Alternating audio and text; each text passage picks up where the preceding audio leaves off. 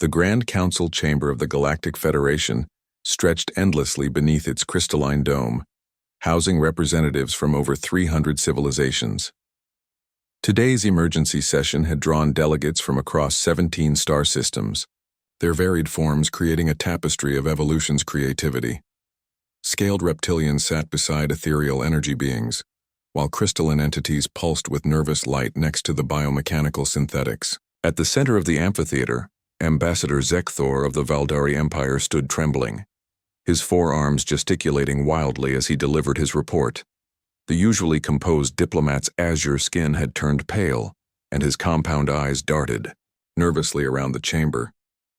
"Honored council members," Zekthor began, his voice carrying across the vast space through universal translators, "I come before you with news that defies all probability calculations and threatens the very foundations of our understanding of galactic civilization."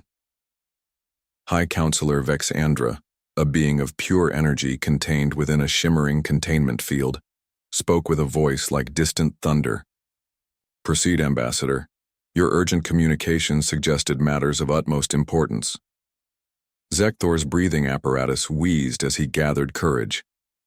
3 rotations ago, our long-range scouts discovered something impossible in Sector 7 Alpha. The humans... He paused, swallowing hard. The humans have been completely unsupervised for exactly 57 of their years. A ripple of confused murmurs spread through the assembly. The crystalline delegate, shard singer Timolos, chimed like wind through crystal caves. "Clarify your statement, Ambassador." "The humans are a Class C developing species under Valdari. Oversight.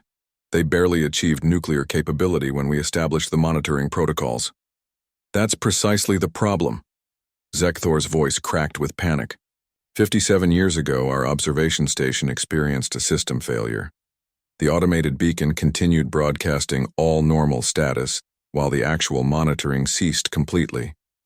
We assumed the humans were progressing at their usual, glacial pace, perhaps discovering basic spaceflight or rudimentary energy manipulation.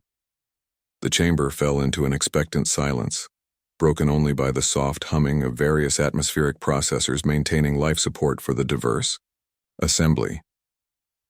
"What we found," Zekthor continued, his voice barely above a whisper, "defies every prediction model in our databases. The humans didn't just achieve spaceflight, they've colonized 43 systems.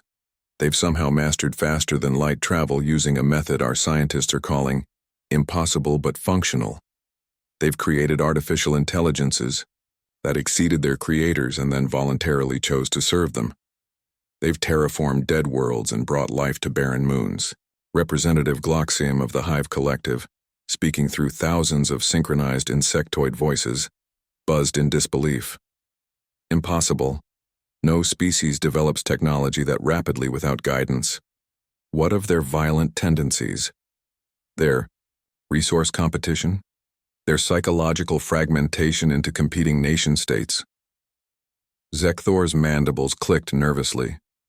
"That's where it gets truly terrifying. They unified their planet not through conquest or forced assimilation, but through something they call the Internet Argument Settlement Protocol of 2087. Apparently, they made their global decisions through structured debate platforms and collaborative problem-solving.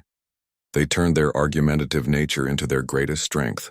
The ancient being known as the Archon, older than most stellar formations and composed of dark matter held together by will alone, spoke with a voice like cosmic wind. "Elaborate on their technological achievements, young Zekthor. Specifics." "They've created energy shields that can withstand stellar flares.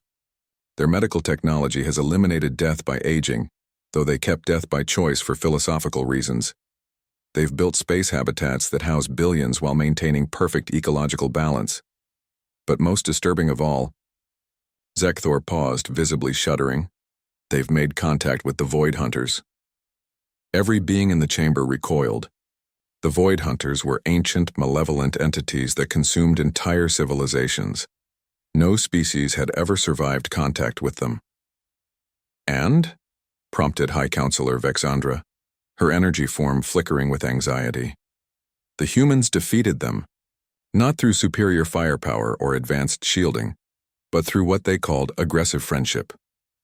They somehow convinced the Void Hunters to abandon their consuming nature and become what humans term space gardeners, helping them plant new life on barren worlds. The silence that followed was absolute. Even the mechanical beings seemed to pause their processes. Elder Themos of the Ancient Assembly, whose species had guided galactic development for millennia, spoke slowly. "You're telling us that in 57 years without any oversight, the humans achieved what most species accomplish in 5,000 years of guided development, unified their violent nature into a constructive force, and converted our greatest enemy into agricultural assistants? That's not even the worst part," Zekthor whispered. "There's more?" The question came from dozens of delegates simultaneously. "They've been monitoring us. For the past 15 years, they've been aware of our existence, our federation, our oversight protocols. They know about our monitoring of developing species across the galaxy." Zekthor's voice broke completely. "They've sent a diplomatic message, requesting a meeting. They want to help." The chamber erupted into chaos. Energy beings flickered frantically. Crystalline entities chimed in discord, and the biomechanical representatives processed data streams at visible overload rates. High Counselor Vexandra's voice cut through the noise like a plasma blade. "Order! Order!" The chamber slowly quieted. "What exactly do they want to help with?" Zekthor steadied himself. "Everything. They want to share their rapid development techniques with other species. They want to help us mediate conflicts more efficiently. They want to introduce something called collaborative innovation hubs throughout the galaxy, and..." He swallowed hard. "They want to help us contact other galaxies to establish what they call an intergalactic community of friends." The Ancient Assembly's Elder Thymos leaned forward, his crystalline form radiating what could only be described as cosmic concern. "How exactly do you suggest we proceed?" Before Zekthor could answer, a new voice filled the chamber, warm, friendly, and speaking perfect galactic standard, despite never having been taught it. "Hello, everyone. This is Captain Sarah Chen of the Human Diplomatic Corps, transmitting from just outside your beautiful station.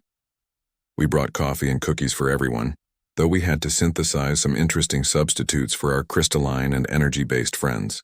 Permission to dock? We're really excited to meet you all." Every being in the chamber turned to stare at Zekthor, who had gone completely rigid with terror. "You see our problem," he whispered into the dead silence. "They're not just unsupervised anymore. They're supervising themselves, and they want to supervise everyone else too, with friendship and cookies." The chamber remained silent for a long moment before Elder Thamos spoke the words that would be remembered in galactic history. "By the ancient stars, what have we allowed to happen?" Outside the station, Captain Chen waited patiently, completely unaware that her species had just become the galaxy's most terrifying force of nature. Enthusiastic helpers with unlimited potential and absolutely no supervision.